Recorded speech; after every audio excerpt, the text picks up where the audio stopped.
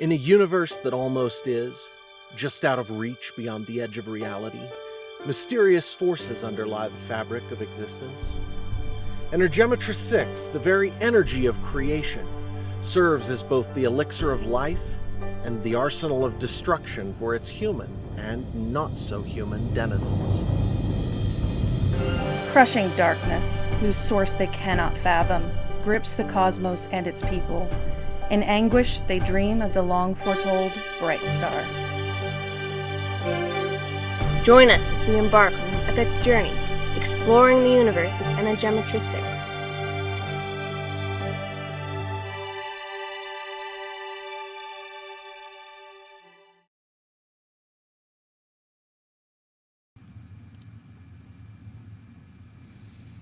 And we're live, and this is the Energematrice 6 podcast, episode 2. Welcome, everybody, and thanks, Mel, for being here. And Thank you. my oldest is here to read John Cassizia for this chapter. So we'll be doing chapter 1 of Brightstar, starting now. So Brightstar, chapter 1. Never ask for a savior unless you know what you wish to be saved from. The Auguries Collected, Volume 2. Lashing out abruptly ended the nightmare of entropy and the eternal void. He had caused some sort of cataclysm he was too mentally muddled to comprehend. Darkness dissolved into a sensory assault of a different kind. Fine dust and grit itched on every square inch of his skin. His mouth tasted like charcoal. A distant, totally unfamiliar siren alternately whooped and wailed. And he wasn't weightless any longer. He was falling. A heartbeat later, his body impacted, one arm underneath, awkwardly twisted half over. Sickening pain lanced through his arm and into his side, and he gasped, the air blasting into his lungs. His eyes flew open, and for a moment he couldn't see anything. Then a faint red glow faded into existence above him, beyond the ragged edge of whatever made up of the ceiling, only to disappear just as quickly. The air was cold. Every bit of him was cold. The deluge almost pulled him into unconsciousness again, but he fought the tide, desperate to escape the dreams. Had they been dreams? Over and above the pain in his side, his head felt like it was splitting in half. He moaned and reached up to touch his face and forehead, and his hand came away with a smear of something gritty and wet. He rolled onto his back, careful not to move his arm. Another dose of that pain might drag him down again. Above him, from the same direction as the pulsing red glow, he saw light bobbing about. First on a wall, then the ceiling. Was that a hole in the ceiling and the room above? A voice floated down to him, faintly, from the same direction, and a moment later the light shone down into the room from above, first aiming over his head to sweep the far wall, then slowly tracking down. It illuminated a great jagged hole he must have fallen through. Voids! What in space? The light tracked down further to fix on him, blinding him. He threw up an arm to protect his eyes and squinted against the glare. Thankfully, he had enough presence of mind to use his good arm. A moment later, the same voice came again, the twang of its accent as harsh as the stark light he shaded his eyes to escape. "You okay down there?" He coughed, spitting out some of the dust that coated him and every surface around him, then tried his voice. It croaked, but he managed to answer. "Arm. Headache. Point that somewhere else." "All right. Sorry." The light left him to roam the room once more, and he let his hand drop to his temple, massaging gently as if the physical act could aid in his fruitless effort to pull his scattered thoughts together. After another moment, the voice came back. "I'll have to take a lift, or the stairs if it's not back in yet. Likely going to fall through if I try to get you from here, mate." The light disappeared and the footsteps retreated rapidly. He laid his head back again and drifted, allowing his focus to return gradually. In his stillness, the physicality of the grit against his skin, the pain pulsing in his arm, and the still whooping alarm threatened to overwhelm him. An indeterminate time later, probably a few minutes, but he wasn't exactly keeping track, a whooshing sound broke his reverie, and the light was back in his eyes. He groaned and raised a hand, and the light quickly dropped again, accompanied by a nervous laugh. Sorry, mate. Can you stand? The figure before him, boy, man, paused awkwardly, then shrugged. Best not to try, I guess. The sixer's on his way. Called him, I did. A few seconds passed, and the speaker cleared his throat nervously. Name's Kevin. Kevin Redding. What should we call you? Nate. The answer came without thought, and he blinked. Nate. Yes, that was right. But beyond that, who was he? What had happened to him? The thought was baffling and strangely terrifying. He could remember nothing before his stretched eternity in the darkness inside the crystal. Nothing except terror. Terror and shame? He knew his past was a nightmare, and he wanted to forget it. Well, Nate, I think I'm going to find you something to cover up with, right? I only got the one light, but power should be back on in a seg. Kevin turned and trotted off, happy to be doing something. A few more minutes passed with Nate resting his head, slowly recovering himself. His arm still hurt, but the pain was receding, as was his headache. He could almost think clearly by the time Kevin returned with a cheerful, "Hello, found your blanket." The eager footsteps approached, and something soft dropped across Nate's body. He shuddered. The touch was overwhelming. A million tiny caresses crawled across his skin, rubbing against the grit. He ground his teeth together and shook his head, carefully, rubbing his hand over his face and hair yet again. Kevin dropped down beside him and shone his light upward toward the hole above, illuminating his own face so Nate could see him. He was older than Nate by a few years, but couldn't have been more than 15 or 16. His face was covered in an onslaught of freckles, and his nervousness was uncomfortable to watch. After a moment, though, he visibly gathered his courage and smiled at Nate. Look, I know it's none of my business. They'll be here soon, though, and I was wondering, what was it like? They said you was floating out there for, well, practically since forever.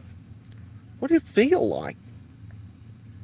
Nate frowned at Kevin for a moment, then opened his mouth to answer, but measured, purposeful footsteps approaching down the corridor interrupted him. A moment later, another person came around the doorway. In the dimness, Nate couldn't make out much of this new figure, but he got the impression of a severe face with dark hair and dark clothing. Then, the man stepped closer and his height became apparent. He towered over the room. Stepping inside, he walked directly beneath the pool of light Kevin was shining on the ceiling. The dark man had an imposing air about him. His craggy, spare face might have been carved from marble, and his eyes took in everything, seemingly with a single glance. Something scaly glittered on his neck, reflecting the light back to Nate like a mirror. Whatever it was, only the edge was visible above the collar of his black, silky robes. The man took in Nate's bedraggled, grit-smeared face poking out from under Kevin's blanket. Then he turned his eyes upward toward the hole in the deck above him. For a long moment he stared as if it had insulted him, scowling. Then the material around the edge of the hole began to glow, as if it had suddenly become a luminescent organism. Fascinating. The word rasped, giving Nate the strange sense that the man's lungs were somehow far older than his wiry frame could possibly house. Kevin stood abruptly, sucking in a breath. Right. Well, I should be getting along then, shouldn't I? He seemed all arms and legs as he tried to stumble for the door before he'd properly risen. "Radink!" The tall stranger's single word stopped Kevin in his tracks, and he barely managed to catch himself on the doorway with one hand. "Did you disturb this?" The dark man jerked his head to indicate the ragged hole above them. No, sir." Kevin shook his head. "Didn't seem safe. Took the stairs." The dark man nodded thoughtfully, then raised an eyebrow. "Think you can find our guests some real clothing and inform the captain that the room adjoining mine will be occupied?" "Oh, aye, I can do that." Kevin nodded jerkily. Again he turned to go, but then Nate spoke, his voice clear. It was like a moment that stretched on until I forgot how it began. Kevin turned back to stare at Nate, and he looked Kevin in the eye and nodded once. Kevin blinked as if he'd forgotten he ever asked a question. Then he turned and fled, taking his light with him. A tiny ball of light winked into existence, hovering just above head height, lighting up the dark man's black, finely woven robes. "One would think you were the Telestry's enemy instead of our savior. I would never have imagined your first act in our universe would be this." He reached up to the crumbling edges of the hole in the deck above and broke off a fragment. After a moment, he crushed it in his fingers, allowing dust to rain down from his hand and join the mess on the floor around Nate. The dark man's lips twisted in thought as he continued, almost absently. "I am Telestic Drake Loredan. I don't suppose you have a name?" Loredan didn't even pause for Nate to answer. "This took a great deal of power. I wonder, are you aware of having done it, or was it subconscious?" He glanced sharply at Nate. Nate shrugged uncomfortably. Then, after a moment of silence, he said, "I sort of panicked. I was confused and in pain, and the explosion..." Loredan barked a laugh. "Scared of Energematrice6? Hard to blame you when it can reduce advanced composites to shreds in barely a moment." He fixed his gaze on Nate's face and frowned in concentration. The silence dragged, and Nate cleared his throat uncomfortably. "It's Nate." He struggled into a sitting position, pulling the blanket up around him without ever dropping Loredan's gaze. Loredan blinked. "Well, Nate, I have been a Telestic for more than a century, wonder of wonders, and I have never seen the likes of this before." He indicated the hole. "Have you any notion how you did it?" Nate shrugged again. "I had a dream. I was being attacked." "A dream?" Loredan stroked his short beard. "And because of your dream you lashed out?" He grabbed the edge of the hole and pulled sharply, breaking off a much larger piece. Then he shook his head slowly, running his fingers along the edge of the chunk, which flaked to powder where his finger touched it. "Nate, this space vessel is called Ocarist. Her decks are composed of advanced composite bonded to the lightest, strongest alloys known to man. Using Energematrice6, I could melt, blast, or simply punch a hole through the deck, although this level of power expenditure might kill me.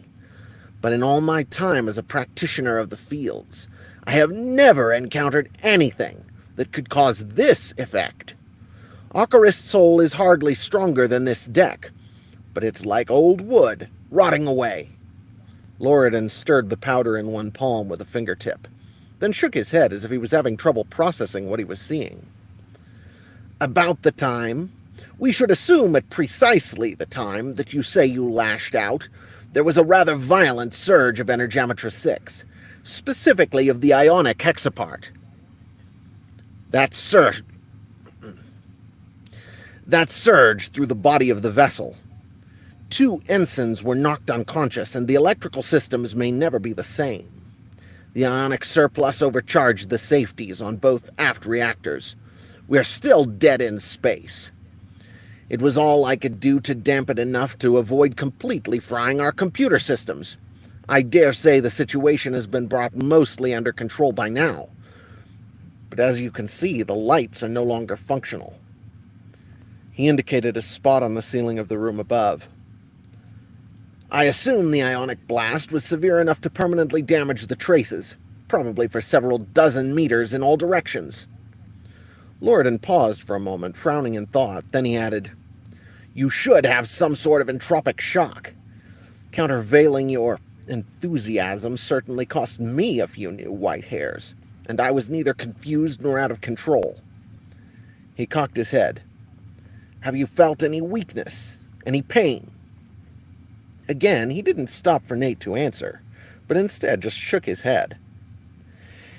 "At a guess, the assumed entropy from the power dump was externalized? Is that even possible?" Loridan blinked down at Nate, as if he were examining some strange puzzle to be solved. Nate frowned back at him for a moment.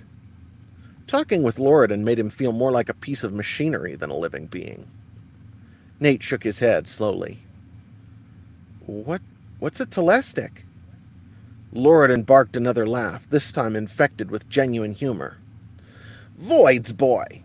You really don't know?" Nate shook his head again, and Loridan snorted. His snort was echoed by another from just outside the door. This one, female. A moment later, a girl strode through the doorway. She couldn't have been much older than Nate, 13 or 14. She was slim with auburn hair and an intelligent face. She was pretty and graceful enough to draw Nate's eye even had she been in a crowd. A boy of about the same age followed right on her heels, sharing her hair color and enough of her features that Nate could tell they were related. While her eyes were a bright blue, his were a gentle green. Or were they? Their color seemed to shift in what little light Loridan's tiny ball provided. Their clothing almost seemed designed to contrast with Loridan's. They wore white gis, loose trousers and matching white shirts, secured with cloth belts around their waists. The contrast in clothing only made the glittering, scaly patterns that graced their necks even more obvious. In their cases, the patterns were more apparent than Loridan's, because where the collar of his robes hid most of his neck, their gis were cut low enough for Nate to see that it swirled onto their shoulders as well. And he got a glimpse of it under the boy's sleeve, suggesting it might extend all the way down their arms.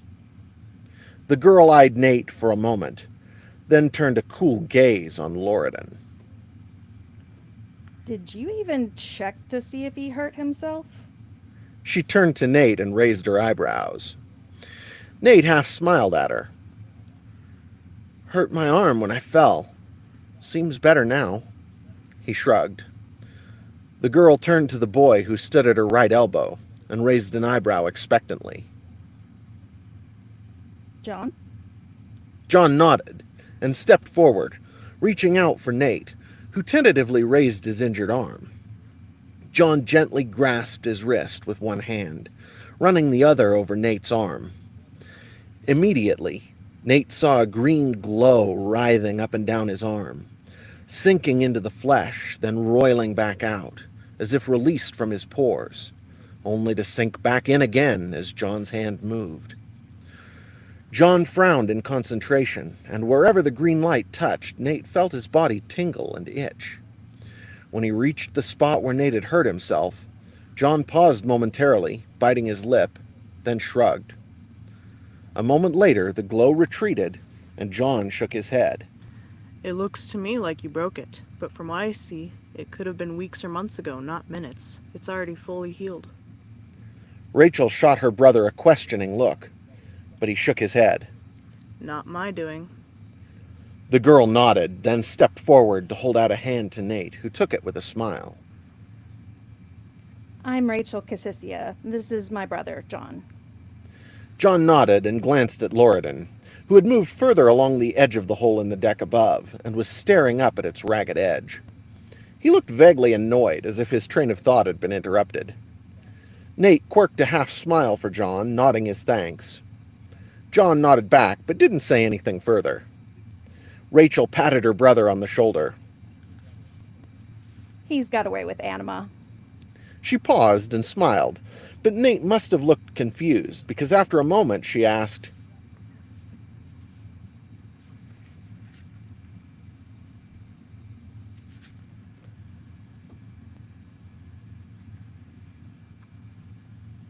I lose you? Lost. Ah, I'm back. cool. That's all right. No worries. So, we're you Ready know for my about part? the yeah. Yeah. You know about the parts at least.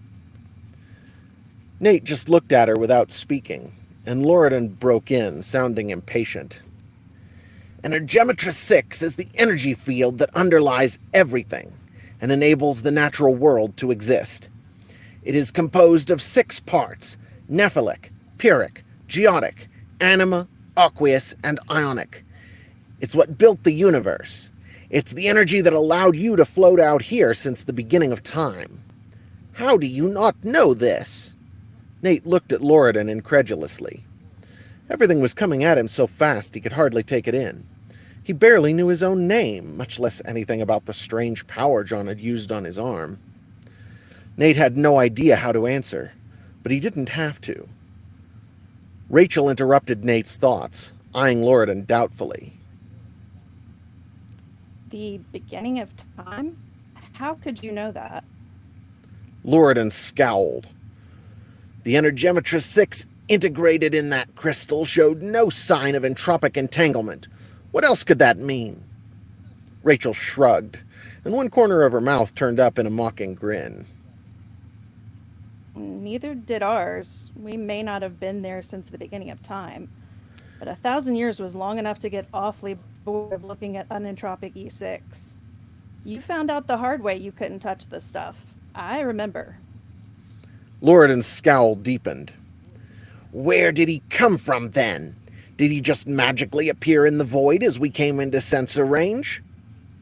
Rachel blinked and paused for a moment, then grinned again. Did you ask him? Loridan looked shocked, and a flash of anger crossed his face, so fast it might have been imaginary, before his features smoothed again and he turned back to Nate, ignoring Rachel's question to lecture Nate as if he were a recalcitrant student. Every telestic has an affinity with the hexaparts of Energematrice6. This determines how he interacts with the fields, as well as allowing him to manipulate that hexapart directly. Each of the 6 parts of Energematrice6 manifests in the world in a different form. Nephilic, pyrrhic, and geotic Energematrice6 are linked with darkness. Ionic, aqueous, and anima are aligned with the light. Some believe that matter is Energematrice6 manifesting directly in the physical world. Others treat it as an energy source that simply grows around matter. No definite conclusions on that subject have ever been reached. Rachel frowned doubtfully and looked as if she might speak again, but didn't. After a moment, Nate turned to John and Rachel and asked thoughtfully, You said you were trapped in a crystal as well. How many of us are there? Does this happen often? John and Rachel traded wry smiles. Loridan snorted. As far as we knew, these 2 were the only ones who had ever been trapped in such a manner. Initiates of the telestry made regular pilgrimages to visit their tomb.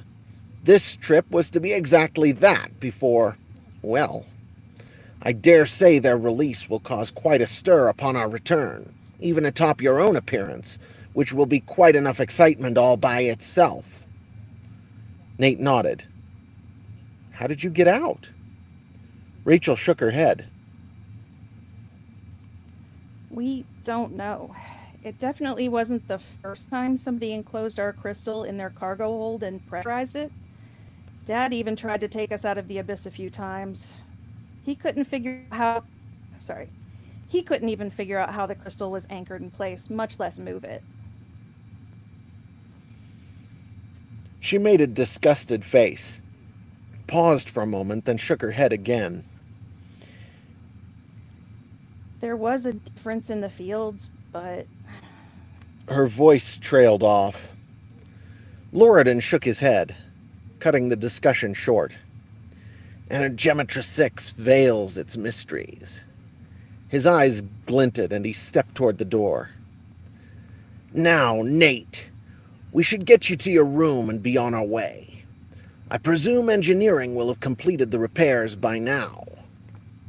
Something about Loredan's tone was strange, and he saw John and Rachel exchange another glance. Without waiting for a response, Loredan swept out of the room. And that is the end of Chapter 1. That concludes our reading for the day, and we'll be back next week with Chapter 2. Thanks for being here, Mel. Thanks, Oldest, for being here. And we will catch everybody next week.